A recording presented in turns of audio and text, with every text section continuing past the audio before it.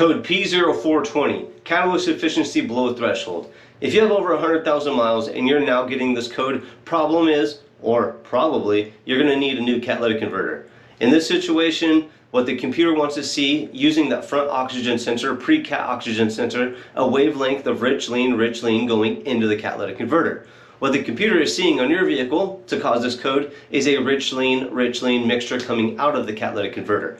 The computer thinks that the catalytic converter is not cleaning up the emissions, so it's telling you, get this thing checked out and or replaced. So P0420, probably a bad cat. You might try better fuel, you might try a fuel additive cleaner, but from experience, over 95,000 or 100,000 miles and you get this code, you're going to need a cat and a rear oxygen sensor, probably.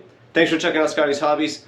Check out my video library for helpful videos. Tell everybody about me, and I'll see you on the next hopefully helpful video.